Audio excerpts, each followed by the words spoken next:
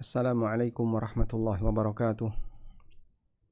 Alhamdulillah wassalatu wassalamu ala Rasulillah wa ala alihi wa sahbihi wa mawalah wa ashhadu an la ilaha illallah wahdahu la syarikalah wa ashhadu anna Muhammadan abduhu wa rasuluh sallallahu alaihi wa ala alihi wa sahbihi wa man tabi'al huda ila yaumil qiyamah. Alhamdulillah, puji syukur kita haturkan kehadirat Allah Subhanahu wa taala. Di kesempatan sore ini kembali kita lanjutkan kajian dengan membaca buku Al-Bahrul Ra'iq fi Zuhdi war Raqa'iq karya Dr. Ahmad Farid hafizahullah. Dan insyaallah kita akan mengupas tentang masalah bid'ah dan adakah bid'ah hasanah. Penulis menyebutkan faqauluhu sallallahu alaihi wasallam. Sabda Nabi sallallahu alaihi wasallam. Kullu bid'atin dalalatun. Nabi SAW mengatakan semua bid'ah dolalah, semua bid'ah itu sesat. Min jawami'il kalim, termasuk di antara jawami'ul kalim, kalimat yang ringkas tapi maknanya padat. La yakhruju anhu syai'un, sehingga tidak ada yang keluar dari lingkaran makna ini. Wa huwa aslun azimun min usuliddin, dan ini salah satu di antara prinsip yang besar dalam masalah agama. Syabihun biqaulihi, seperti sabda beliau, man ahdatsa fi amrina hadza ma laisa minhu fahuwa raddun. Barang siapa yang membuat satu hal yang baru dalam urusanku ini dan ma laisa minhu, yang itu bukan bagian dari agama, fahuwa raddun, maka dia tertolak. Fa kullu man ahdatsa syai'an wa nasabahu ila ad-din, maka semua yang membuat hal yang baru dan dinisbahkan kepada agama, walam yakun lahu aslun fid din, dan tidak memiliki landasan dalam agama, yarji'u ilaihi, yang menjadi rujukannya, fahuwa dhalalah, maka itu adalah sebuah kesesatan. Kita ulangi ya, seperti yang sudah pernah kita sampaikan sebelumnya tentang batasan bid'ah, sesuatu yang baru dalam urusan agama dan tidak punya dalil. Tiga ini unsurnya. Fahuwa dhalalatun, maka ini menyimpang. Ini adalah kesesatan. Wad-dinu bari'un min, dan agama berlepas diri darinya. Bukan bagian dari agama sama sekali. Wa sawa'un fi dzalika masailul i'tiqadat, baik dalam urusan akidah, awil a'mal, atau urusan amal perbuatan, awil aqwal adz-dzahira wal batinah, atau ucapan lahir maupun batin. Sehingga tidak mungkin, ini seperti yang pernah dikatakan oleh Imam Malik rahimahullah, mustahil ketika seorang Nabi SAW mengajarkan kepada umatnya tentang bagaimana adab istinja, tapi beliau tidak mengajarkan tauhid dan akidah, itu mustahil. Maka jangan sampai orang kesulitan untuk mempelajari akidah Islam itu yang kayak apa. Ini aneh. Kenapa kamu kesulitan untuk belajar akidah Islam sementara kau tidak sulit belajar adab? Sehingga kalau orang belajar tentang bagaimana cara ke toilet, bagaimana cara makan, bagaimana cara tidur, dia tahu, dia bisa belajar. Saya bisa belajar fikih melalui referensi yang ada, tapi saya kesulitan belajar akidah. Ini lucu. Karena tidak mungkin bagian yang paling prinsip tidak diajarkan oleh Nabi SAW. Bahkan muatan akidah dalam ajaran beliau lebih dominan. Namun karena keterlibatan orang-orang yang lebih mengedepankan logika, lebih mengedepankan akal, seperti ahlul kalam, kelompok ahlul kalam, yang kita tahu ahlul kalam ini sekte yang pecah jadi banyak sekali sekte di bawahnya. Sehingga nama yang Anda kenal berkaitan dengan sekte-sekte akidah, ada Mu'tazilah, ada Jabariyah, ada Qadariyah, ada Maturidiyah, ada Kullabiyah, dan iyah-iyah yang Anda kenal itu turunan dari ahlul kalam. Kok mereka beda, Pak? Padahal semuanya adalah ahlul kalam. Karena mereka semuanya mengedepankan logika ketika merumuskan akidah. Coba, keyakinan dirumuskan pakai logika. Maka kalau ada 10 logika, ada 10 keyakinan. Ada 100 logika, ada 100 keyakinan yang berbeda. Sehingga ahlul kalam kenapa berbeda-beda? Menjadi banyak sekte sebab logika mereka beragam. Maka di sini penulis menegaskan, dalam masalah akidah orang tidak boleh membuat sesuatu yang baru.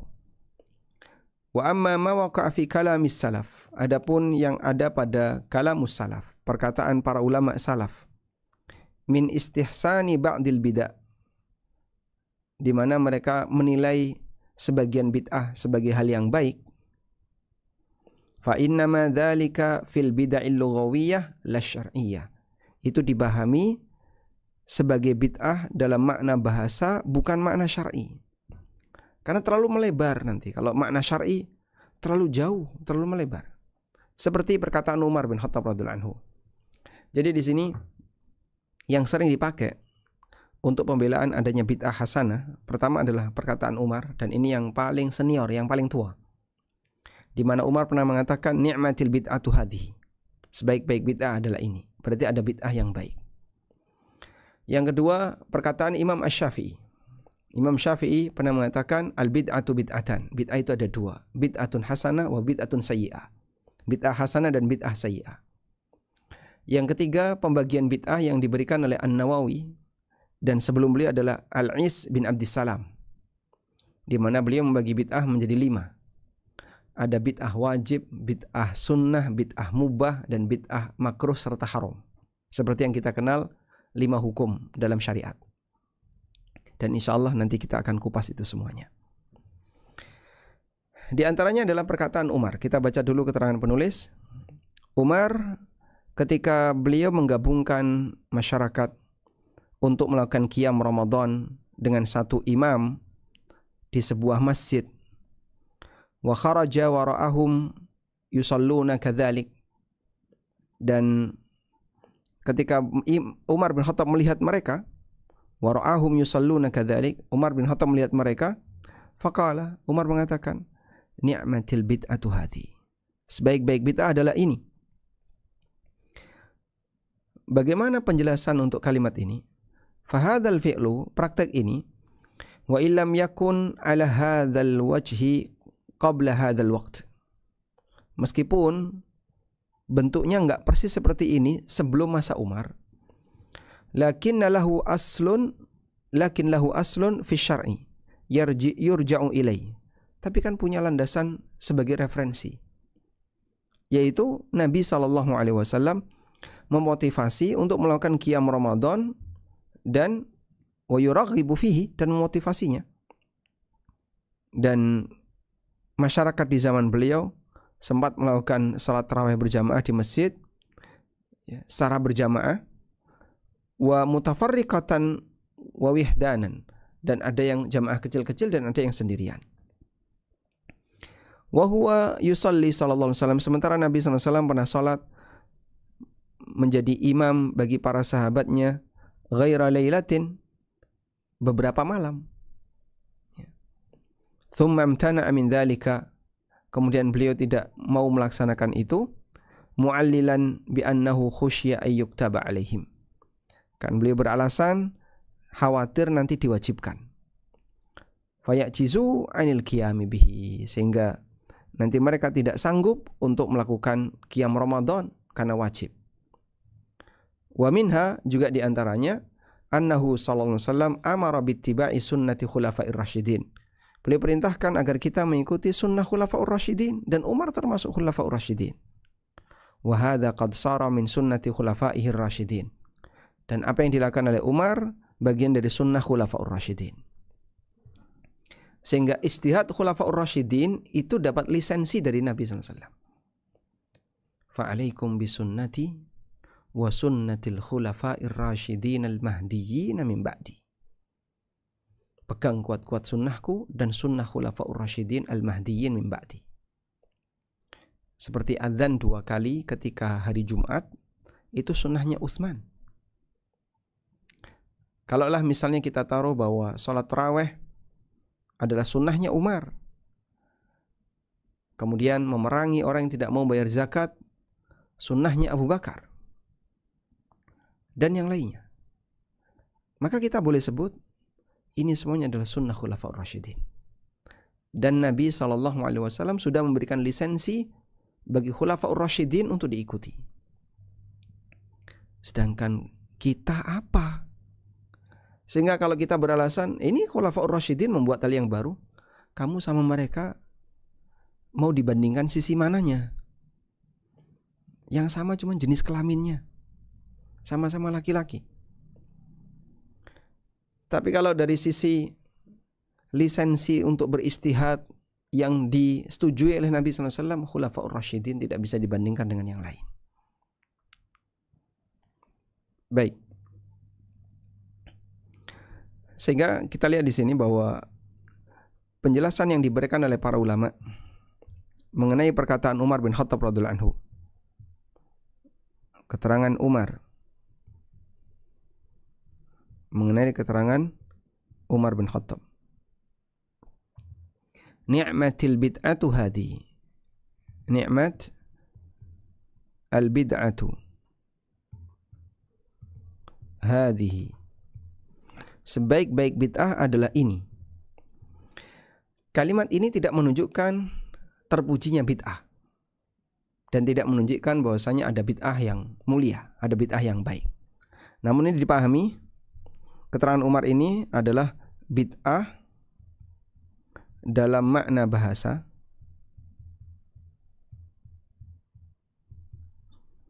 yang meliputi segala hal yang baru.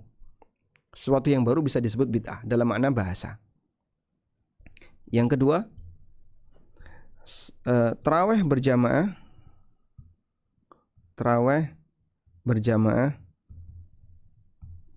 di masa Umar sudah pernah dilakukan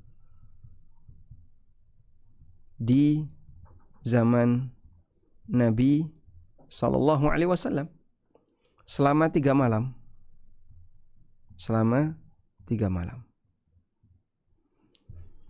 Sehingga itu bukan bid'ah. Ya, nyatanya di masa Nabi SAW sudah pernah melakukan itu selama 3 malam, sehingga itu bukan bid'ah. Kalau itu bid'ah, ya tentu tidak ada referensinya dari Rasulullah SAW. Tapi Nabi SAW tidak merutinkannya, cuma 3 malam. Beliau memberikan alasan, khawatir diwajibkan. Dan di zaman Umar alasan itu sudah tidak ada. Kekhawatiran diwajibkan di zaman wahyu sudah putus, tidak ada.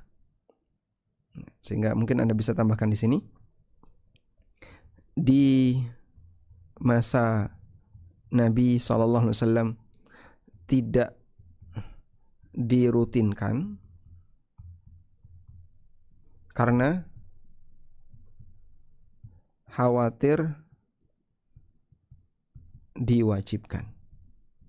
Dan kalau diwajibkan, maka umatnya ditakutkan tidak mampu untuk melaksanakan. Anda bisa bayangin ya, jika kita diwajibkan untuk salat tarawih, mungkin banyak di antara kita yang melanggar karena safar, karena pekerjaan, karena kegiatan. Masya Allah. Baik. Sehingga sholat 5 waktu sangat mungkin untuk diwajibkan dan dilaksanakan oleh manusia. Tapi kalau sampai ada tambahan sholat sunnah wajib, nah ini berat.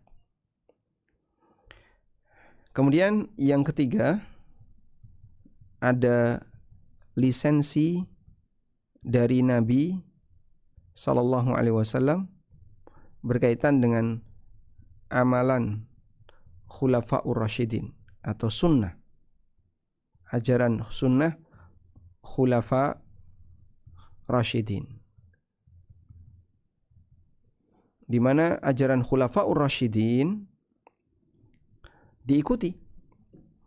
Alaikum bisunnati wa sunnatil khulafair rasyidin al-mahdiyyin.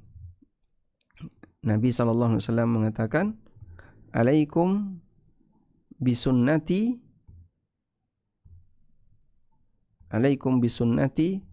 wa sunnatil khulafa ar-rasyidin.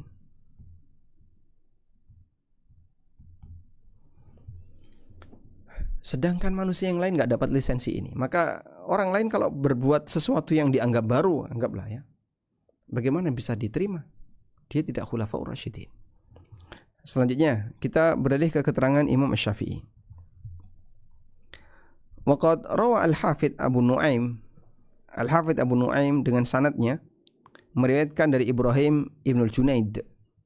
Beliau mengatakan, Sami'tu Asy-Syafi'i, Sami'tu Syafi'iyya yaqul. Aku pernah mendengar Imam Syafi'i mengatakan, al-bid'atu bid'atan. Bid'ah itu ada dua. Bid'atun mahmudah wa bid'atun madhmumah. Bid'ah yang terpuji dan tercela. Lalu apa definisi bid'ah yang terpuji itu? Fama wafaqas sunnah fahuwa mahmud. Yang sesuai sunnah itu bid'ah yang terpuji.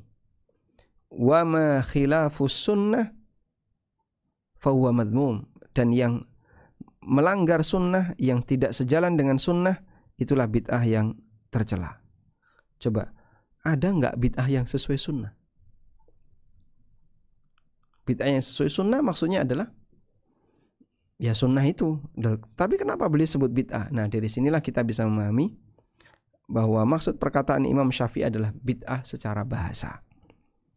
Wahtajja biqauli Umar, dan beliau berdalil dengan perkataan Umar, ni'matil bid'atu hadhihi. Sebaik-baik bid'ah adalah ini.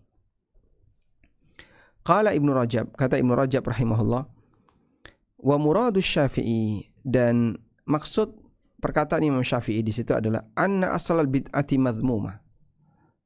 Ma laysa lahu aslun fi syar'i tarji'u ilai. Bahwa asul bid'ah, hukum asal bid'ah adalah tercelah. Ma laysa lahu aslun fi syar'i, selama dia tidak punya landasan dalam syariat yang jadi rujukan, enggak punya dalil. Wa hiyal bid'atu fi itlaqi syar'i, dan itulah bid'ah yang dipakai dalam istilah syariat. Wa ammal bid'atul mahmudah fama wafaqas sunnah. Adapun perkataan beliau, kalau bid'ah yang baik adalah yang sesuai sunnah, yakni ma kana lahu aslun minas sunnah, yaitu perbuatan yang memiliki landasan dalam dalil, yarji'u ilaih, yang menjadi rujukan. Wa innama hiya bid'atun lughatan, tapi ini disebut bid'ah secara makna bahasa, la syar'an, bukan bid'ah secara makna syar'i, li muwafaqatiha sunnah, karena sesuai dengan sunnah. Jadi keterangan Imam Syafi'i yang beliau mengatakan bid'atu bid'atan, al-bid'atu bid'atan, bid'ah itu ada dua, bid'atun mahmudah wa bid'atun madhmumah, bid'ah yang terpuji dan tercela. Nah, saat beliau ngasih penjelasan tentang bid'ah terpuji yang sesuai sunnah, mana ada bid'ah sesuai sunnah? Dua hal ini bertentangan. Itu seperti syirik ada dua, syirik terpuji dan tercela. Syirik terpuji adalah yang sesuai prinsip tauhid, ya tidak ada. Karena syirik dan tauhid itu dua hal bertentangan. Maka dari sini kita bisa lihat bahwa yang dimaksud bid'ah dalam keterangan Imam Asy-Syafi'i rahimahullah adalah bid'ah dalam makna bahasa, bukan bid'ah dalam makna syar'i. Wa fi hadhil azman, dan di masa-masa belakangan, allati ba'dal ahdi fiha bi ulumis salaf, setelah masa tersebarnya ilmu ulama salaf, yata'ayyanu dhabtu ma nukila anhum min dzalika kullihi, butuh untuk menjelaskan keterangan yang dinukil dari mereka semuanya. Liyatamayyaza bihi ma kana minal ilmi mawjudan fi zamanihim wa ma ahdatha fi dzalika ba'dahum fayu'lamu bidzalika as-sunnata minal bid'ah. Untuk bisa memisahkan, membedakan ilmu yang sudah ada di zaman mereka dengan sesuatu yang baru ada setelah mereka. Dari situ bisa diketahui mana yang sunnah, mana yang bid'ah. Wa qad sahha an Ibnu Mas'udin, dan terdapat riwayat yang sahih dari Ibnu Mas'ud, beliau pernah mengatakan, innakum qad asbahtumul yawma 'alal fitrah. Hari ini kalian sudah sesuai fitrah.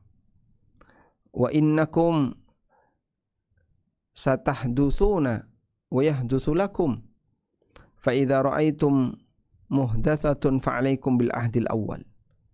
Dan kalian akan muncul sesuatu yang baru, dan akan muncul sesuatu yang baru. Fa idza ra'aitum muhdatsah, jika kalian melihat sesuatu yang baru, fa 'alaikum bil ahdil awwal, maka kembalilah kepada aturan baku yang pertama. Kalian akan mengalami aneka perubahan-perubahan dan sesuatu yang baru. Nah, kalau kalian mendapatkan sesuatu yang baru itu, kembalilah kepada aturan yang pertama. Wa Ibnu Mas'ud qala hadza fi zamanil khulafa'ir rasyidin, dan Ibnu Mas'ud menyampaikan ini di zaman khulafa'ur rasyidin, yang penyebaran bid'ahnya masih sangat jarang. Kalaupun ada 1-2. Bahkan disebutkan bahwa selama kurun mufaddalah di Madinah tidak pernah ada penyimpangan. Manusia mereka memiliki pemahaman akidah yang seragam. Dan diriwayatkan oleh Ibnu Hamid dari Imam Malik, beliau mengatakan, lam yakun syai'un min hadhil ahwa fi ahdin Nabi sallallahu alaihi wasallam wa Abi Bakr wa Umar wa Utsman. Wa kana Malikun yushiru bil ahwa ila ma haddatha min at-tafarruqi fi usulid diyanat. Kata Imam Malik, lam yakun syai'un min hadhil ahwa. Hawa nafsu, penyebaran hawa nafsu semacam ini belum pernah ada di zaman Nabi sallallahu alaihi wasallam, Abu Bakar, Umar maupun Utsman. Dan Imam Malik mengisyaratkan yang dimaksud ahwa di situ, hawa nafsu di situ adalah ma haddatsa minat tafarruqi fi usulid diyanat. Adanya perpecahan dalam masalah prinsip agama, seperti Khawarij, Rafidhah, Murji'ah, Khawarij, Syiah, Murji'ah, wa nahwihim, atau yang semisal dengan mereka. Mimman takallama fi takfiril muslimin, yang sering mengkafirkan kaum muslimin, wastibahati dimaihim wa amwalihim, dan menghalalkan darah serta serta hartanya. Au fi takhlidihim finnar, atau mereka menilai bahwasanya kaum muslimin kekal di neraka. Au fi tafsiki khawasi hadhil ummah, atau menilai fasik para ulama umat ini. Au aksi dzalika man za'ama annal ma'asi la tadurru ahlaha, atau kebalikannya seperti orang yang beranggapan bahwasanya maksiat tidak berbahaya bagi pelakunya. Ya, ini seperti sekte Murji'ah. Wa annahu la yadkhulun nar min ahli tauhidi ahadun, dan orang yang bertauhid tidak akan ada satupun yang masuk neraka. Wa qad amara Allahu bittiba'i sunnati Nabi sallallahu alaihi wasallam, dan Allah Ta'ala perintahkan agar kita mengikuti sunnah Nabi sallallahu alaihi wasallam. Allah Ta'ala berfirman, wa ma atakumur rasulu fakhudhuhu wa ma nahakum anhu fantahu. Apa yang diberikan oleh Rasul silahkan ambil, dan apa yang dilarang maka berhentilah, jangan kau ambil.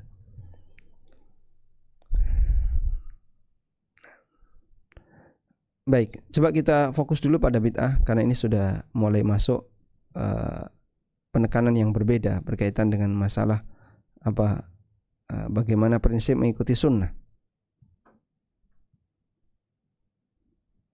Baik, coba kita lihat ini ya. Ini satu artikel kecil yang pernah saya siapkan untuk menjelaskan tentang adakah bid'ah hasanah. Pertama, bid'ah secara bahasa artinya sesuatu yang baru yang tidak ada contoh sebelumnya. Allah berfirman, Badi'us samawati wal ard. Di antara nama Allah adalah Badi'us samawati wal ard, pencipta langit dan bumi. Dalam firman Allah yang lain, Qul ma kuntu bid'am minar rusul. Katakanlah wahai Muhammad, aku bukanlah rasul yang bid'ah. Aku bukan rasul yang bid'ah, maksudnya aku bukan rasul yang pertama kali tanpa ada contoh sebelumnya. Dulu itu sudah pernah ada rasul, dan aku bukan rasul yang pertama. At-Turtusi mengatakan, aslu hadhil kalimah, asal kata ini atau asal dari kata badi'us samawati wal ard adalah al-ikhtira', membuat sesuatu yang baru. Wa huwa syai'u yahdutsu min ghairi aslin sabiq wala mithalin ihtada wala ulfin mithlahu, yaitu sesuatu yang muncul tanpa ada alasan sebelumnya, tanpa contoh yang diikuti, dan tanpa ada sesuatu yang serupa dengannya. Sehingga ini murni baru, bukan mengikuti sesuatu atau bukan meniru sesuatu. Sedangkan secara istilah, bid'ah didefinisikan oleh Asy-Syatibi sebagai berikut. Definisi Syatibi ini paling ma'ruf ketika menjelaskan tentang apa itu bid'ah. Kata Asy-Syatibi, tariqatun fid dini mukhtara'atun tudahi syari'ata yaqsudu bis suluki 'alaiha al-mubalaghah fi ta'abbudi lillahi subhanahu. Bid'ah, kata Asy-Syatibi, adalah satu jalan dalam masalah agama, mukhtara'ah, yang dibuat-buat. Mukhtara'ah, sesuatu yang dibuat-buat, yang baru. Tudahi syar'iyyah, yang bertentangan dengan hukum syar'i. Yuqsadu bis suluki 'alaiha, dan tujuan orang melakukan hal ini adalah al-mubalaghah fi ta'abbudi lillah, terlalu berlebihan dalam beribadah kepada Allah. Ya. Jadi tujuannya, kenapa orang melakukan bid'ah? Biar makin banyak pahala. Berlebihan dalam beribadah kepada Allah. Al-mubalaghah fi ta'abbud, biar lebih serius dalam beribadah. Baik, dan definisi Asy-Syatibi ini yang paling terkenal. Jadi bid'ah itu beliau sebut sebagai thariqah, jalur. Jalan, thariq adalah jalan. Dan orang kalau sudah nempuh jalan, susah untuk balik. Karena sudah berada di track jalan tertentu. Nah, jalan itu dalam urusan agama. Dia membuat jalan baru dalam urusan agama. Mukhtara'ah, yang dibuat-buat. Tudahi syar'iyyah, mirip dengan syariat.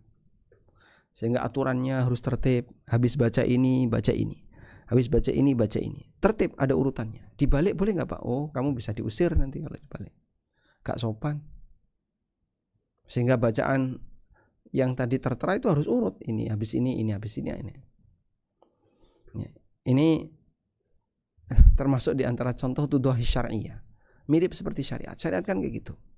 Salat itu caranya seperti ini. Ada tata caranya salat. Yuqsadu bisuluki 'alaiha, yang tujuan melakukan hal itu adalah al-mubalaghah fi ta'abbud lillah. Berlebih-lebihan dalam beribadah. Ingin lebih dapat pahala dan seterusnya. Dan seperti inilah realita bid'ah, persis seperti yang disampaikan oleh Asy-Syatibi. Selanjutnya, batasan bid'ah dalam hadis. Nabi SAW mengatakan, man ahdatha, siapa yang mengadakan sesuatu yang baru, fi amrina, dalam urusanku ini, urusanku adalah agama, ma laysa minhu, yang bukan bagian darinya. Bukan bagian darinya artinya tidak ada dalil. Fa huwa raddun, maka dia tertolak. Baik. Sehingga di sini menggambarkan kepada kita bahwa sesuatu yang bid'ah itu disebut bid'ah jika baru dalam urusan agama dan tidak ada dalil. Selanjutnya, bagaimana dengan hadis yang menyinggung kata bid'ah? Hadis dari Jabir bin Abdullah, Nabi SAW pernah berkhutbah. Lalu beliau mengatakan, amma ba'du, fa inna khairal hadithi kitabullah, wa khairal hadi hadi Muhammadin sallallahu alaihi wasallam, wa syarral umuri muhdatsatuha, wa kulla bid'atin dhalalah. Nabi SAW mengatakan, wa kulla bid'atin dhalalah. Dalam hadis yang lain dari Irbad bin Sariyah, beliau mengatakan, iyyakum wa muhdatsatil umur. Jauhilah perkara-perkara yang diada-adakan dalam masalah agama. Fa inna kulla muhdatsatin bid'ah, karena semua hal yang baru itu bid'ah. Wa kulla bid'atin dhalalah, dan semua bid'ah itu sesat. Baik. Nah, kita mau fokus di sini. kulla bid'atin dolalah. Ini kan yang enggak diterima orang.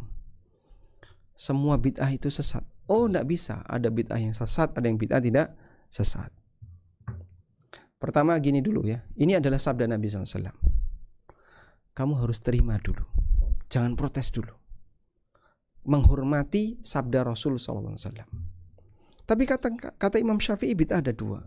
Kau pilih Nabi atau pilih Imam Syafi'i? La ilaha illallah. Kalau Imam Syafi'i salah, ya kita katakan salah. Andai kan pernyataan beliau itu salah.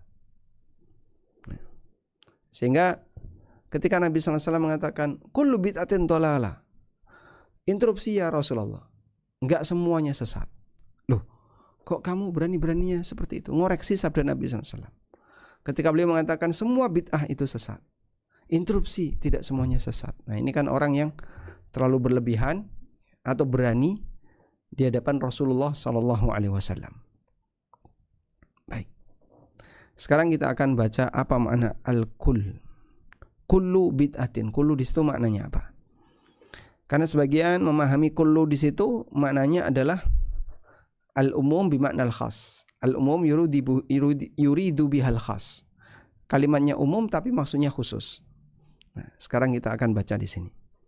Makna kata kullu. Baik, tapi sebelumnya coba kita tunggu sebentar.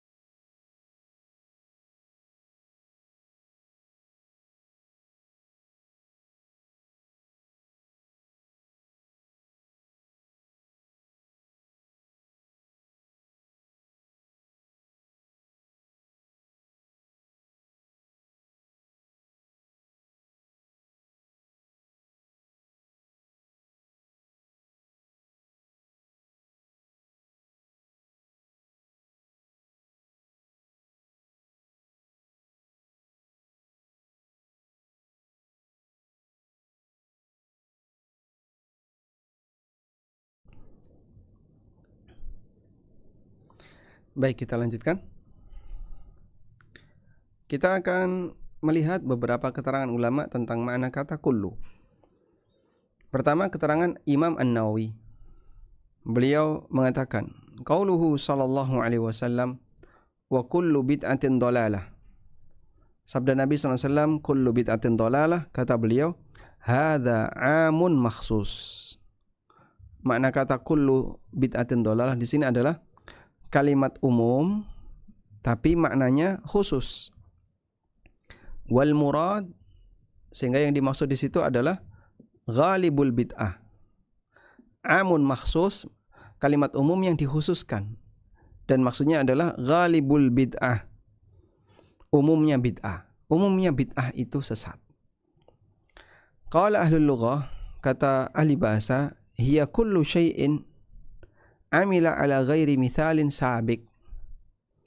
Bid'ah adalah segala sesuatu yang dilakukan tanpa ada contoh sebelumnya.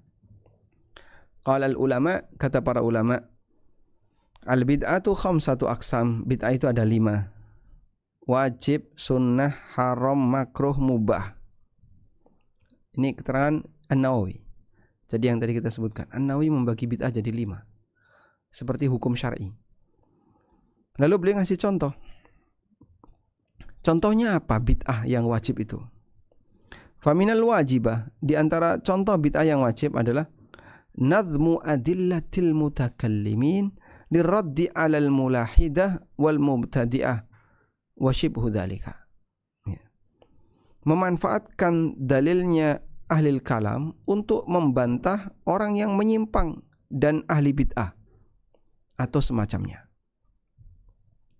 Jadi dia berdalil dengan menggunakan logika untuk membantah logika. Pakai logika dia untuk membantah dia sendiri. Pakai logika ahli filsafat untuk membantah filsafat. Itu kata An-Nawawi, ini bid'ah yang sifatnya wajib. Wa minal mandub, dan di antara bid'ah yang sifatnya sunnah adalah tasnifu kutubil ulama. Menulis kitab-kitab, tasnifu kutubil ilmi, menulis kitab-kitab ilmu, membangun madrasah, warabtu wa ghairi dzalik. Kemudian berjaga di daerah perbatasan atau semacamnya. Kemudian bid'ah yang mubah adalah at-tabassut fi alwanil at'imah. Seorang menghadirkan aneka ragam makanan yang berbeda. Wal haram wal makruh zahiran, sedangkan bid'ah yang haram dan yang makruh sudah cukup jelas. Baik. Demikian keterangan yang disampaikan oleh An-Nawawi. Beliau membagi bid'ah jadi 5, dan Anda lihat di situ contoh yang disampaikan oleh An-Nawawi. Termasuk bid'ah adalah orang menghidangkan aneka makanan. Ada sate, ada tongseng, ada gulai, ada apalagi lodeh, ada sayur asem, ada rawon. Datangkan semua. Nah itu kata beliau, ini bid'ah, tapi bid'ah yang mubah. Karena di zaman Nabi SAW makanan itu satu jenis atau 2 jenis. Ini bisa menghadirkan banyak jenis. Tapi kita lihat di sini, berarti apa yang disampaikan oleh An-Nawawi, bid'ah ada 5, itu bid'ah secara apa? Bahasa. Bukan bid'ah dalam makna istilah syar'i. Bid'ah secara bahasa artinya segala sesuatu yang baru tadi. Baik. Sekarang kita lihat keterangan Asy-Syatibi. Qaulun Nabi sallallahu alaihi wasallam, sabda Nabi sallallahu alaihi wasallam, kullu bid'atin dhalalah, semua bid'ah itu sesat. Mahmulun, dipahami indal ulama, menurut para ulama, ala umumihi, sesuai dengan makna umumnya. Sehingga bukan am makhsus seperti kata An-Nawawi, tapi ini memang umum. Semua bid'ah itu sesat, ya semuanya sesat. La yustathna minhu syai'un albatta, tidak ada yang dikecualikan sama sekali.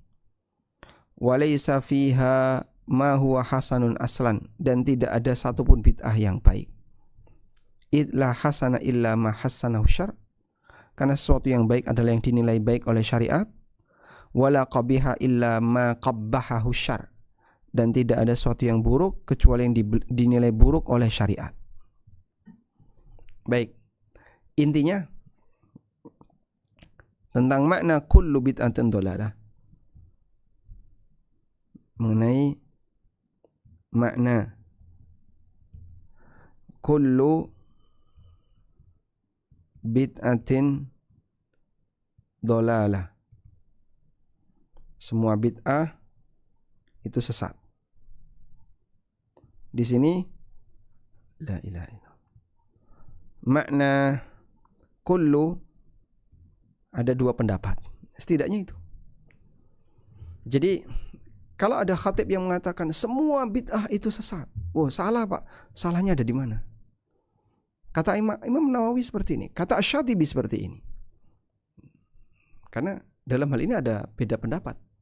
Ada yang mengatakan semua bid'ah sesat, semuanya tanpa terkecuali.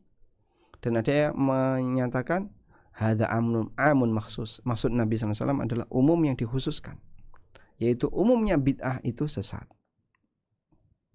Baik. Namun keterangan dari An-Nawawi, jika kita perhatikan, bid'ah yang beliau maksud adalah bid'ah secara bahasa. Nah, sehingga di sini ada 2 pendapat. Pendapat yang pertama mengatakan semua bid'ah sesat. Semua bid'ah itu sesat. Ini contohnya pendapat Asy-Syatibi. Yang kedua, umumnya bid'ah itu sesat. Ghalibuhu, umumnya bid'ah itu sesat. Dan ini pendapat An-Nawawi.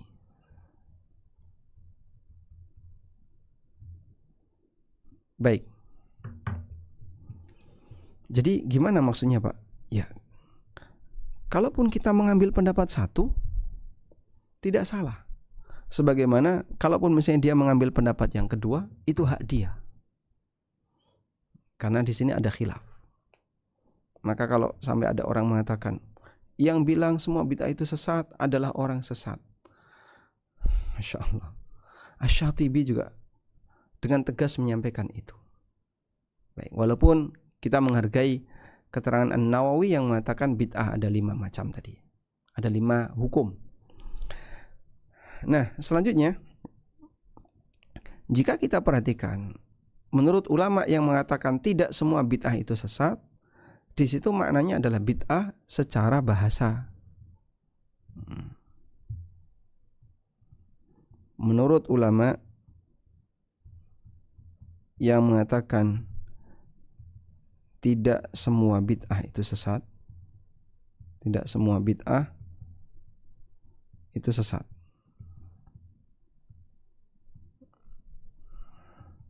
Nah, menurut yang mengatakan seperti ini, sebenarnya itu dipahami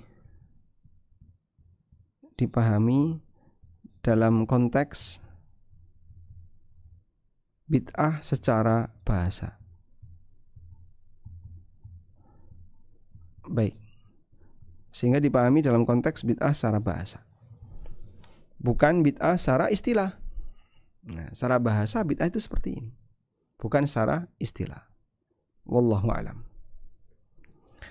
Nah, selanjutnya coba kita lihat bagaimana dengan keterangan Umar bin Khattab radhiyallahu anhu. Tadi sudah kita baca ini ya.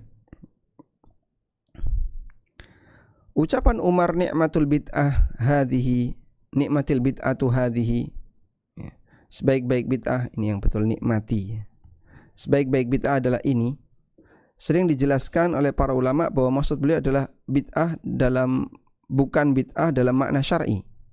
Maksud beliau bukan bid'ah dalam makna syar'i, melainkan bid'ah dalam arti bahasa, yaitu sesuatu yang baru tetapi memiliki dasar dari sunnah. Karena sholat malam sudah pernah dipraktekkan oleh Nabi SAW selama beberapa malam. Selanjutnya keterangan Asy-Syafi'i. Imam Asy-Syafi'i rahimahullah pernah menyampaikan al-bid'atu bid'atan. Bid'ah itu ada 2. Bid'ah yang mahmud dan bid'ah yang madmum. Yang sesuai sunnah itu mahmud, yang tidak sesuai sunnah itu madmum. Nah, pertanyaannya, apa ada bid'ah yang tidak sesuai sunnah? Nah, dari situlah kita bisa memahami bahwa perkataan para ulama yang membela bid'ah di sini adalah bid'ah secara bahasa, bukan bid'ah secara istilah yang bertentangan dengan sunnah. Kemudian di sini ada satu keterangan dari Syekhul Islam. Tsumma naqulu aktsara ma fi hadhihi tasmiyatu Umar tilka bid'atin ma'a husniha. Kemudian kita katakan yang paling banyak dibicarakan dalam hal ini adalah ucapan Umar yang menyebutkan hal itu sebagai bid'ah dengan status sesuatu yang baik. Wa hadhi tasmiyatun lughawiyah. Lalu kata Syekhul Islam, ini hakikatnya hanyalah tasmiyah lughawiyah, ya. Hanya masalah bahasa. Ini maksudnya adalah bid'ah dalam masalah bahasa, bukan bid'ah secara syar'i. Wa dzalika anal bid'ata fil lughah, karena bid'ah dalam makna bahasa ta'ummu kullama fa'ala ibtidaan, mencakup semua praktek perbuatan yang dilakukan pertama kali tanpa ada contoh sebelumnya. Adapun bid'ah syar'i adalah semua yang tidak didukung oleh dalil. Amalan agama yang tidak didukung oleh dalil. Walhamdulillah sudah cukup jelas. Sehingga kalau kita perhatikan di sini intinya adalah bid'ah itu dalam urusan agama, maka sesuatu yang baru dinilai sebagai bid'ah apabila bid'ah ini dalam urusan agama. Wallahu a'lam. Baik. Kemudian kita coba baca keterangan yang disampaikan oleh penulis mengenai mengikuti sunnah tadi. Allah perintahkan kita untuk mengikuti sunnah Nabi sallallahu alaihi wasallam. Wa ma atakumur rasulu fakhudhuhu wa ma nahakum anhu fantahu. Apapun yang diberikan oleh Rasul maka ambillah, dan apa yang tidak diberikan oleh Rasul fakhudhuhu fantahu, maka jangan kau ambil. Yang diberikan oleh Rasul silakan ambil, yang tidak dikasih jangan ambil. Dalam ayat yang lain Allah Ta'ala berfirman, wa ma kana lil mu'minin wala mu'minatin idza qadallahu wa rasuluhu amra. Tidaklah seorang mukmin laki dan perempuan ketika Allah menetapkan keputusan, ayyakuna lahumul khiyarah, dia punya pilihan yang lain, min amrihim, dalam urusan mereka. Wa may ya'sillaha wa rasulah, dan siapa yang durhaka kepada Allah dan Rasulnya, faqad dhalla dhalalan mubina, maka dia tersesat sangat jauh. Baik, di sini terdapat pelajaran, kalau Allah dan Rasulnya sudah memutuskan, kau jangan cari yang lain, ikuti saja keputusan mereka. Dan ini menunjukkan penurunan iman yang dimiliki oleh masyarakat, sehingga apabila Allah memutuskan sesuatu, menetapkan hukum tertentu, dia lebih milih hukum yang lain.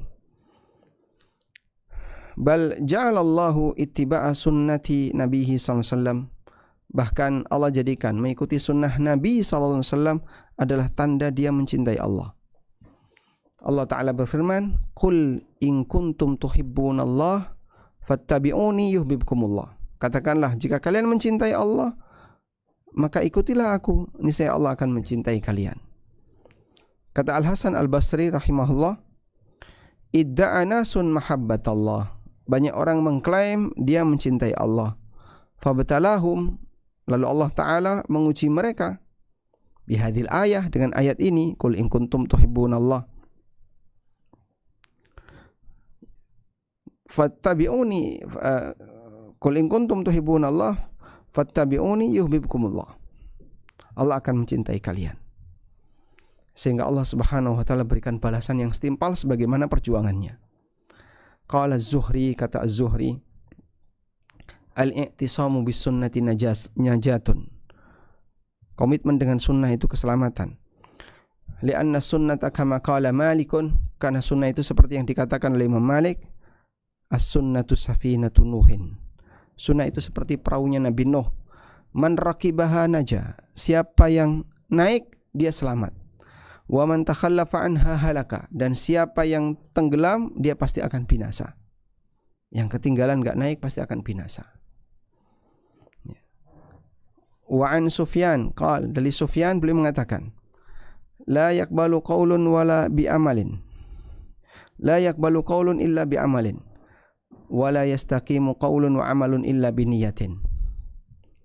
Ucapan tidak diterima kecuali dengan amal, dan ucapan serta amalan tidak akan diterima kecuali dengan niat. Wala yastaqimu qaulun wa amalun wa niyatun illa bi muwafaqati sunnah. Dan yang namanya ucapan, perbuatan dan niat tidak akan bisa dalam kondisi yastaqim, lurus, illa bi muwafaqati sunnah, kecuali jika sejalan dengan sunnah. Wallahu alam. Kemudian dalam hadis yang lain dari Ibnu Syaudzab, beliau mengatakan, inna min ni'matallahi 'ala syabab idza nasaka ayu akhi sahiba sunnatin yahmiluhu 'alaiha. Bagian dari nikmat Allah kepada para pemuda, ketika pemuda itu mau beribadah,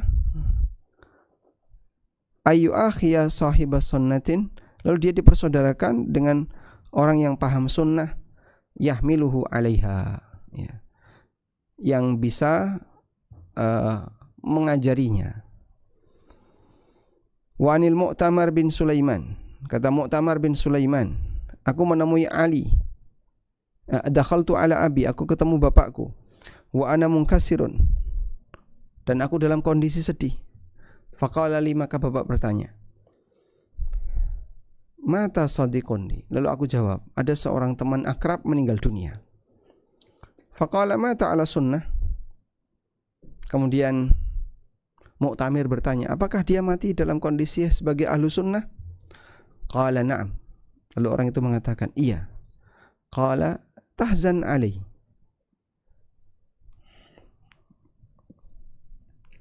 Tahzan alai. Kamu nangis karenanya? Ya.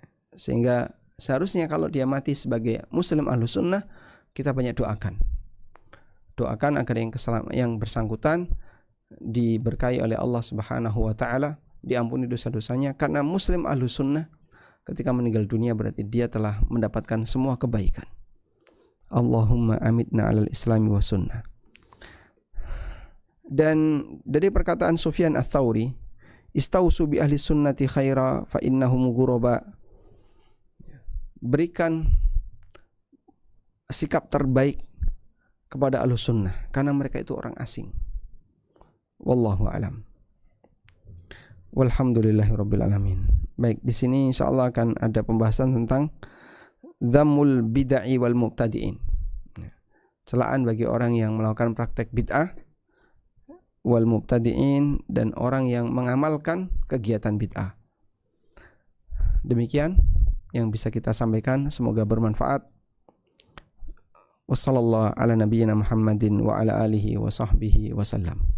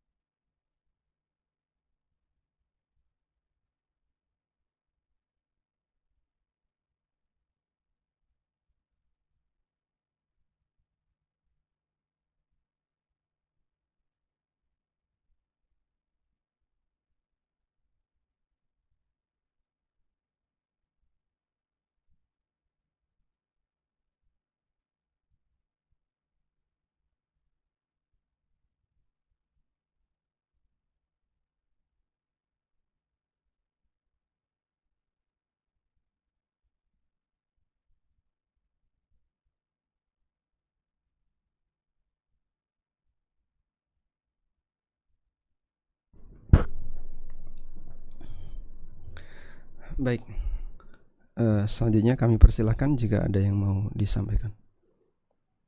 Baik Ustadz, jazakumullah khairan. Izin bacakan pertanyaan Ustadz. Tafadhali. Bismillah. Assalamualaikum warahmatullahi wabarakatuh ya Ustadz. Waalaikumsalam warahmatullahi wabarakatuh. Bagaimana hukumnya kita menghadiri acara bid'ah Ustadz, seperti ulang tahun, kemudian kirim doa untuk orang tua dan lain-lain, tanpa meyakini bahwa hal itu benar, tetapi karena hanya menghargai undangan dan menjaga silaturahmi dengan saudara, nggih Ustadz. Jazakumullah khairan.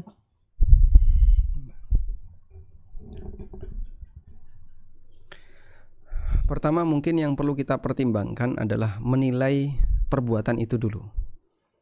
Apakah benar ini termasuk bid'ah ataukah tidak bid'ah? Itu dulu ya.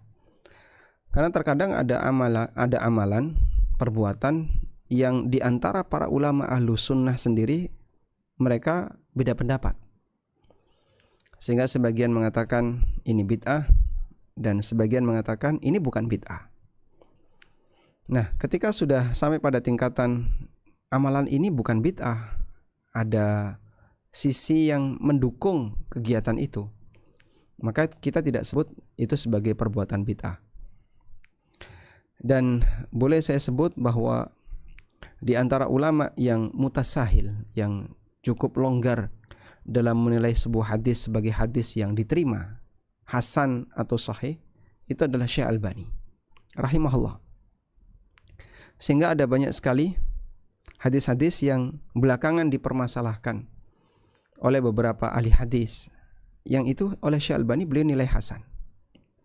Sebagai contoh, tentang sholat tasbih, kalau tidak salah Syekh Albani termasuk di antara yang menilai hasan sholat tasbih. Yang mungkin bagi sebagian orang, oh itu tidak benar hadisnya dhaif misalnya. Atau tentang doa ketika masuk pasar. La ilaha illallah wahdahu la syarika lahul mulku wa lahul hamdu wa huwa ala kulli syai'in qadir. Sebelum masuk pasar, Syekh Albani menilai hadis itu hasan. Dan sebagian ulama yang lain menilai hadis itu dhaif. Tentang keutamaan sholat syuruk, tentang doa kafaratul majlis, termasuk keutamaan membaca surat Al-Kahfi di malam Jumat atau di hari Jumat. Syekh Albani menilai hadisnya hasan dan sebagian ulama menilai hadisnya dhaif. Ada khilaf dalam masalah ini. Maka untuk bisa disebut ini amalan bid'ah, tentu pertama perlu kita nilai ini betul bid'ah atau tidak. Nah, sekarang kirim doa itu bid'ah atau tidak? Mendoakan orang lain tidak bid'ah. Bahkan diperintahkan oleh Allah, walladzina ja'u min ba'dihim yaquluna rabbana ighfir lana wa li ikhwanina alladzina sabaquna bil iman. Adapun orang-orang generasi yang datang setelahnya, mereka mendoakan rabbana ighfir lana wa li ikhwanina alladzina sabaquna bil iman. Ya Allah, ampunilah kami dan ampunilah orang-orang yang beriman sebelum kami. Yang kedua, mengaminkan doa orang lain itu disyariatkan. Nabi Musa berdoa dan diaminkan oleh Harun. Nabi Muhammad SAW berdoa dan diaminkan oleh para sahabat. Sehingga mengaminkan doa orang lain tidak dilarang. Terus sisi bid'ahnya ada di mana, Pak? Untuk kegiatan kirim-kirim doa itu. Ketika itu diacarakan. Nah, inilah yang beda. Yang dimaksud diacarakan gimana? Ada sesi khusus mengumpulkan massa untuk melakukan kegiatan itu. Ada sesi khusus mengumpulkan massa melakukan kegiatan itu. Nah, sehingga ayo kita kumpul bareng di rumah si A lalu mendoakan. Nah, yang kayak gini tidak ada ajarannya. Wallahu alam, sehingga kalau hanya sebatas mendoakan dan mengaminkan tidak ada masalah. Tapi mengadakan acara seperti ini kumpul bareng yang tujuannya hanya khusus untuk itu, nah yang seperti ini tidak ada panduannya. Wallahu alam. Kemudian mengenai ulang tahun, bedakan antara walimah dengan perayaan, itu dua hal yang berbeda. Kalau walimah dalam Islam itu longgar, karena walimah itu pilihannya ada dua, antara walimah yang dianjurkan seperti walimah nikah. Nabi SAW perintahkan kepada Abdurrahman bin Auf, aulim walau bisyat. Dan ada walimah yang tidak ada anjuran khusus, seperti walimah pindah rumah, an-naqi'ah. Kemudian ada walimah apalagi misalnya al-wakirah, ada walimah walimah khitan, ada walimah ini, ada banyak macam walimah. Nah, dari aneka ragam walimah tadi, para ulama mengatakan hukum asalnya mubah, dan ini budaya kaum muslimin sejak masa silam. Acara makan-makan. Jika ulang tahun dipahami walimah, ada orang yang bersyukur lalu ngundang masyarakat acara makan-makan, walimah itu longgar. Ya, walaupun latar belakangnya mungkin karena anaknya selamat atau apa misalnya orangnya selamat dan seterusnya. Sampai usia sekian dia selamat, dia sehat. Lalu diwalimahkan. Berbeda dengan yang kedua, acara rutin. Ini rutin tiap tahun. Setiap tahun selalu ada ini. Nah, kalau kayak gitu jadinya bukan walimah lagi. Tapi ini lebih tepatnya acara Id, perayaan. Perayaan itu kan berulang. Id. Nah, kalau perayaan, para ulama membatasi perayaan itu hanya ada dua, Idul Fitri dan Idul Adha. Wa ala kullin, intinya dalam hal ini adalah para ulama menegaskan bahwa ulang tahun itu budaya yang datang dari non-muslim, tapi kemudian diikuti oleh hampir semua masyarakat. Bahkan di negara muslim banyak kaum muslimin yang melakukannya. Dan ini bukan lagi ciri khas non-muslim, maka minimal adalah dia melestarikan budaya yang tidak datang dari kaum muslimin. Tapi kalau sampai disebut apakah ini termasuk tasyabbuh yang dilarang, saya belum bisa memberikan jawaban itu. Sebab tasyabbuh yang dilarang itu apabila dia jadi ciri khas non-muslim sehingga saat melakukannya dicurigai orang ini pindah agama, atau dicurigai orang ini telah pro kepada non-muslim. Seperti pakai topi yang menjadi identitas non-muslim dan seterusnya. Wallahu a'lam. Semoga bisa dipahami. Baik Ustadz, jazakumullah khairan Ustadz atas jawabannya. Pertanyaan berikutnya Ustadz. Assalamualaikum warahmatullahi wabarakatuh ya Ustadz. Waalaikumsalam warahmatullahi wabarakatuh. Izin bertanya, saya pernah mendengar bahwa Khawarij akan menjadi anjing neraka. Lalu bagaimana dengan ibadah dan hafalan Al-Quran mereka nggih Ustadz? Dan apakah pemahaman mereka ini termasuk bid'ah Ustadz? Jazakumullah khairan.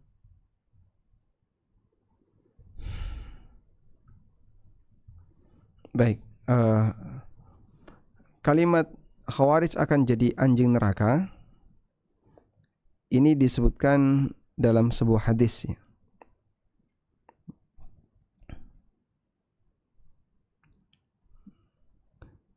Kita coba carikan hadisnya di sini.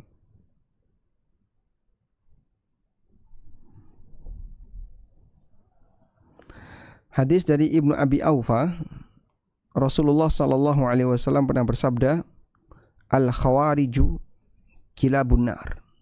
Khawarij itu anjingnya neraka.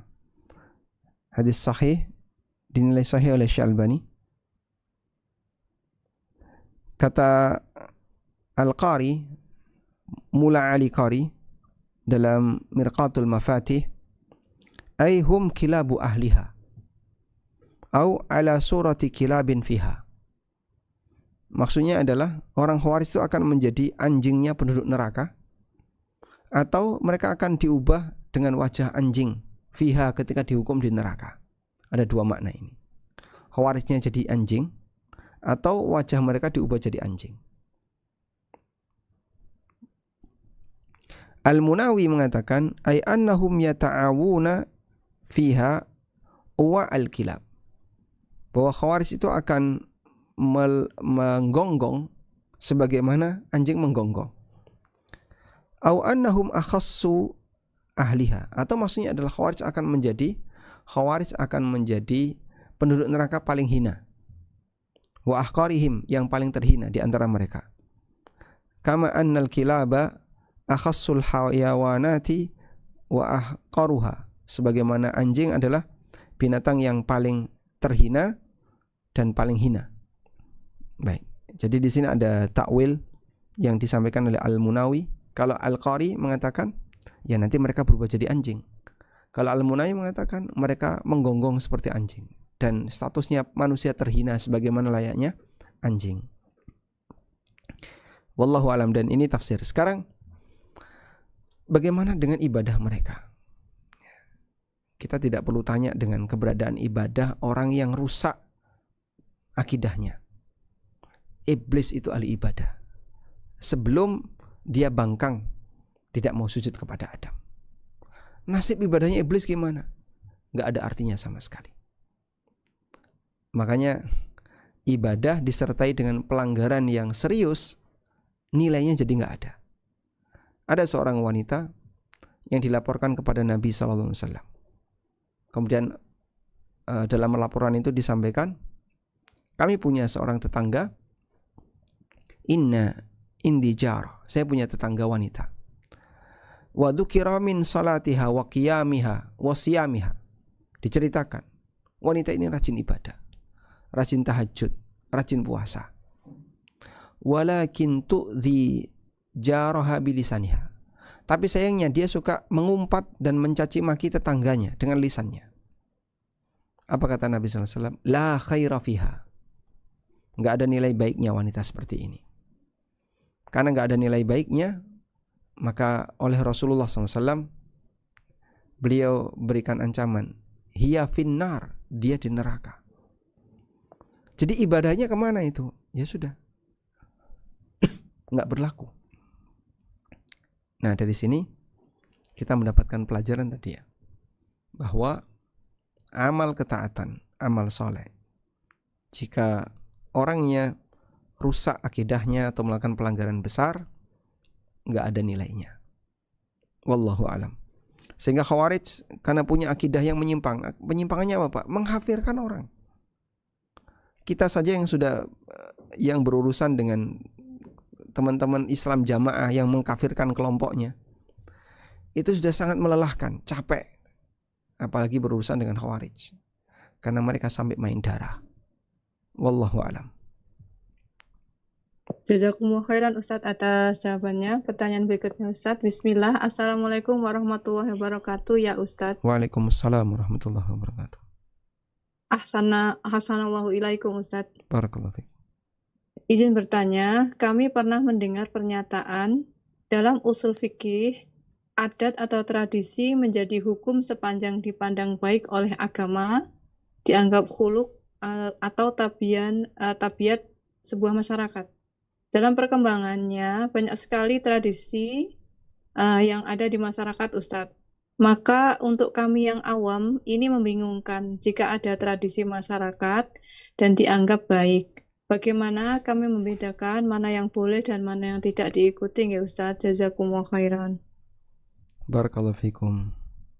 Saya jelaskan ini ya, keterangan di usul fikih. Alhamdulillah, kalau Anda bertanya dalam posisi ketika Anda tidak paham, mudah-mudahan penjelasan saya bisa meluruskan. Kalimat yang tadi Anda sebutkan, itu kaidah yang bunyinya al-adah muhakkamah. Adat atau budaya bisa jadi acuan hukum. Al-adah muhakkamah, bahwa adat atau budaya bisa menjadi acuan hukum. Baik, apa sih maknanya adat bisa jadi acuan hukum? Maksudnya di sini, makna di sini adalah bahwa keterangan syariat yang tidak ada penjelasan dari syariat. Ada keterangan syariat tapi tidak ada penjelasannya dari syariat. Maka budaya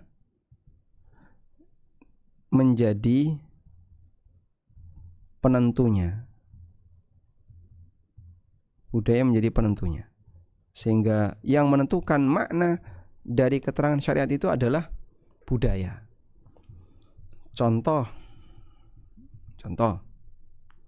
keterangan syariat tentang safar. Hukum yang berlaku bagi safar itu apa saja, Pak? Banyak sekali. Boleh mengqashar sholat, boleh menjamak sholat, boleh tidak puasa. Seperti firman Allah Subhanahu wa taala tentang masalah puasa. Syahrul Ramadan alladzi unzila fihi al-Qur'an hudal lin-nasi wa bayyinatin minal huda faman syahida minkumus syahra falyasum wa man kana minkum maridan aw ala safar. Ada kata safar dalam ayat itu. Sehingga orang safar boleh tidak puasa. Nah, maka di sini batasan safar itu apa? Di dalil tidak ada. Apa batasan safar?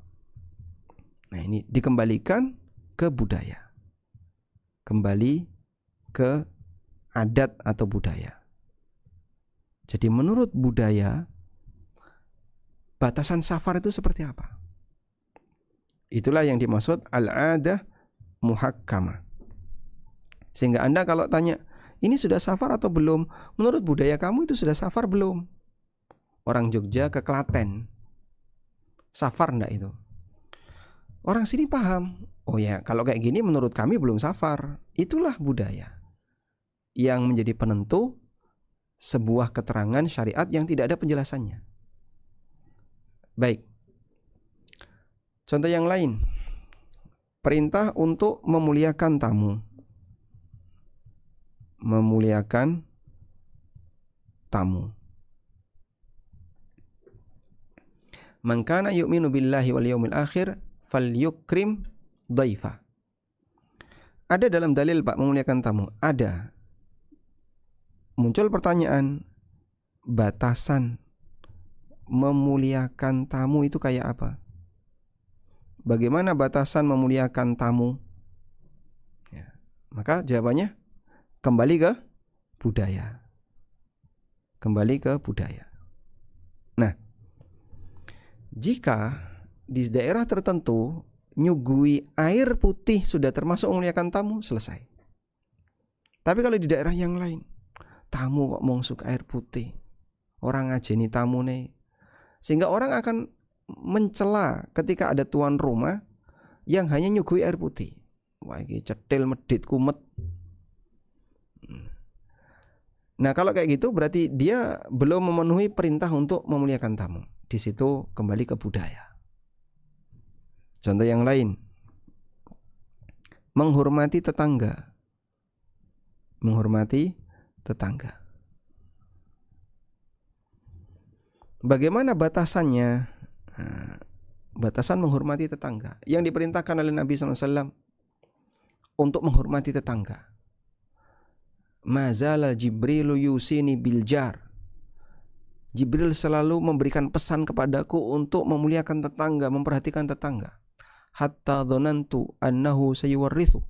Sampai aku mengira kalau tetangga itu bisa memberi warisan atau mendapatkan warisan. Nah, itu batasannya budaya. Contoh ya. Kalau Anda hidup di sebuah lingkungan, kemudian pagarnya ditinggikan setinggi-tingginya, kemudian dikasih rolling door atau pagar tutup, dah nggak ada orang yang boleh bersinggungan dengan aku. Nah, ini mungkin bagi sebagian orang ranggupris karo tonggone. Dia nggak peduli sama tetangganya.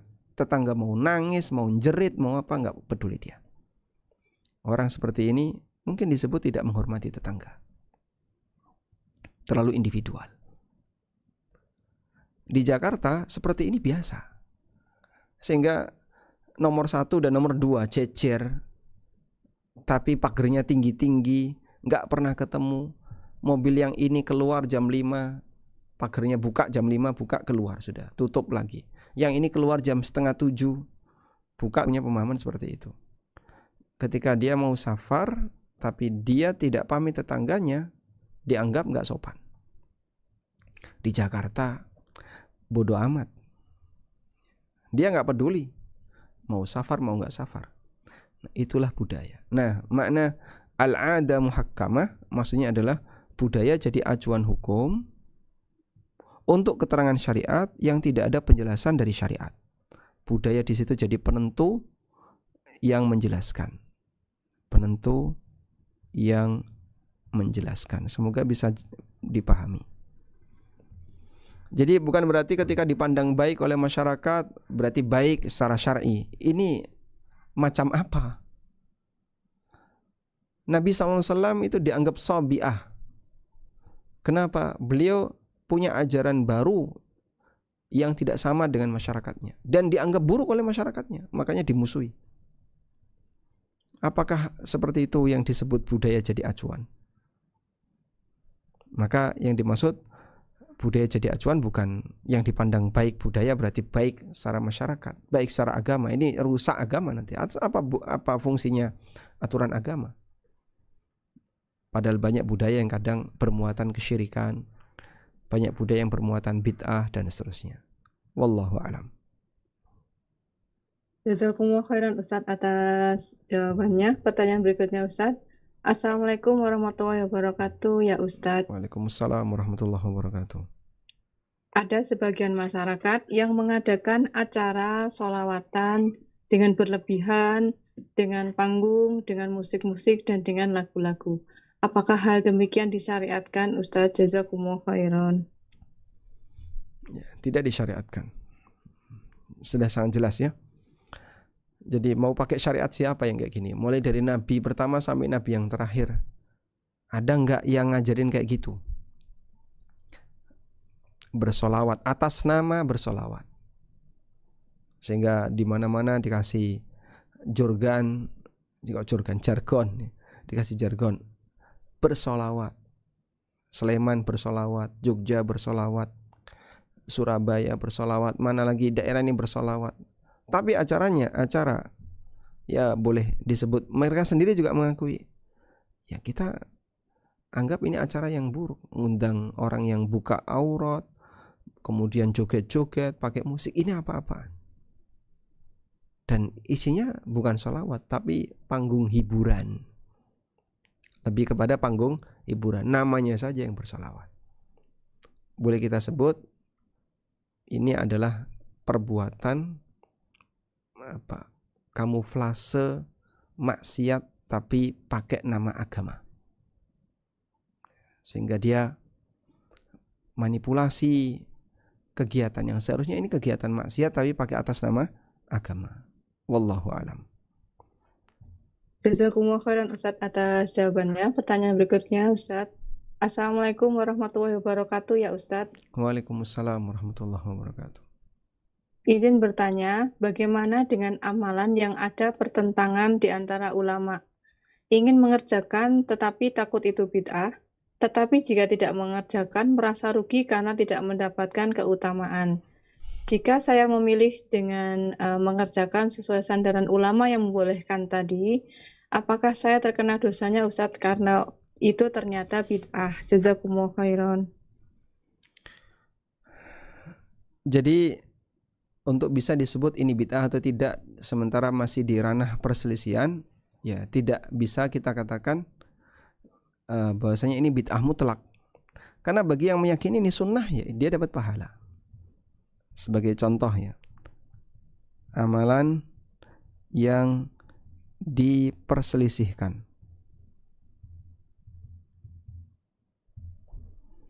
Amalan yang diperselisihkan.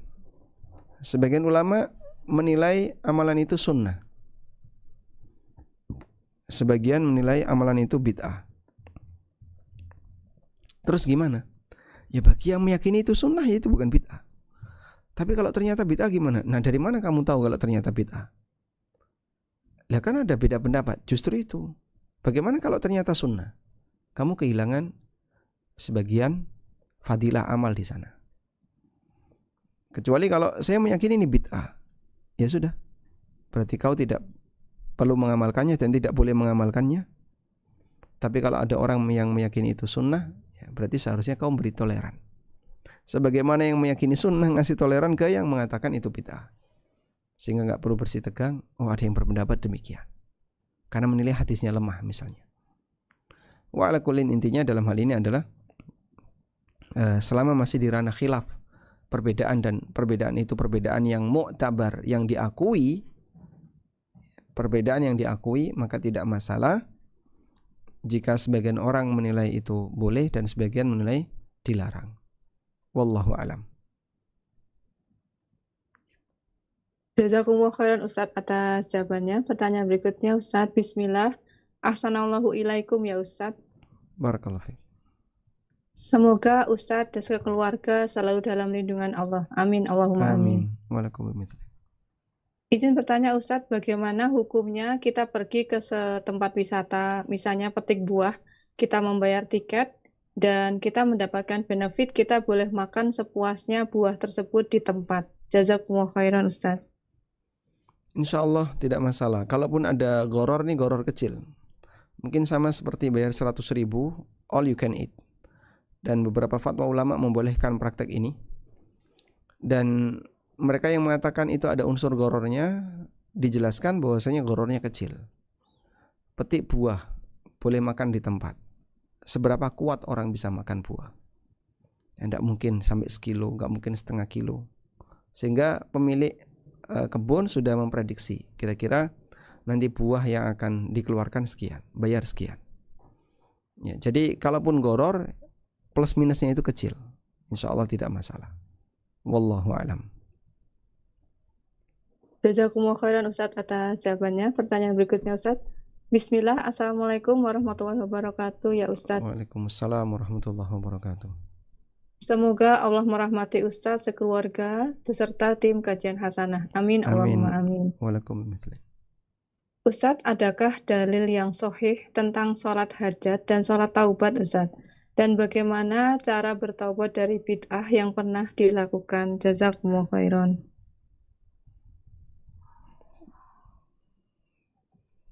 Tentang sholat taubat, dalil mengenai ini disebutkan dalam hadis. Yang hadisnya riwayat Abu Dawud, At-Tirmidzi, Ibnu Majah, Imam Ahmad dan yang lainnya, dinilai sahih oleh Syalbani. Dari Ali bin Abi Thalib radhiyallahu anhu, beliau mendengar Nabi SAW menyampaikan sebuah hadis, yanfa'uni Allahu minhu bima syaa yanfa'niya fa idza haddatsani ghairuhu istahlaftuhu.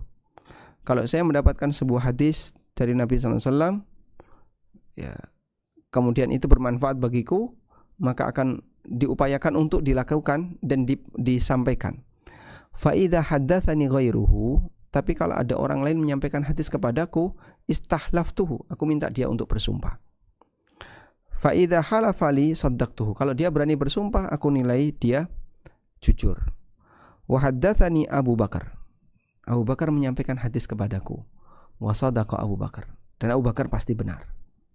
Dari Nabi SAW bahwa beliau bersabda, ma min muslimin yudhnibu dhanba, apabila ada seorang muslim selesai melakukan perbuatan dosa, thumma yatawadda, kemudian dia berwudu, wa yuhsinul wudu'a, dan dia perbaiki wudunya, dia wudu dengan sempurna, wa yusalli rak'atain, kemudian dia salat 2 rakaat, wa yastaghfirullah, lalu setelah itu dia minta ampun kepada Allah, illa ghafarallahu lah, maka Allah akan mengampuninya.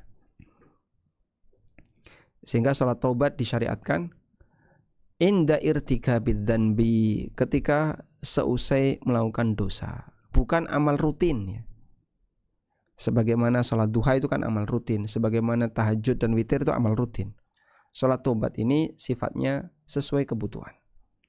Orang terbebani dengan maksiat tertentu, ya kan kita setiap hari berdosa Pak. Iya, kita paham. Tapi yang dimaksud di sini adalah orang terbebani dengan dosa tertentu, lalu dia ingin bertobat kepada Allah, maka kerjakan salat taubat. Ini ada keterangan dari Syekhul Islam, kadzalika salatut taubah, demikian pula salat taubat, fa idza adnaba fattaubatu wajibatun alal faur. Kalau orang berbuat dosa, maka dia harus segera bertobat, dan ini sifatnya wa huwa mandubun ila ayyusalli rak'atain, dan dianjurkan untuk salat 2 rakaat kemudian bertobat, sebagaimana dalam hadis Abu Bakar As-Siddiq.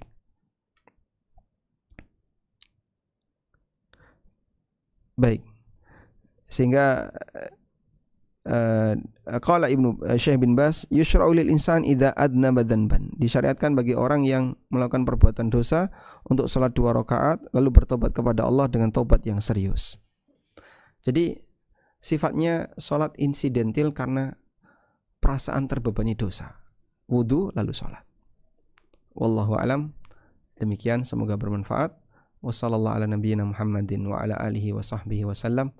Wa akhiru da'wana anil hamdulillahi rabbil alamin. Wassalamualaikum warahmatullahi wabarakatuh.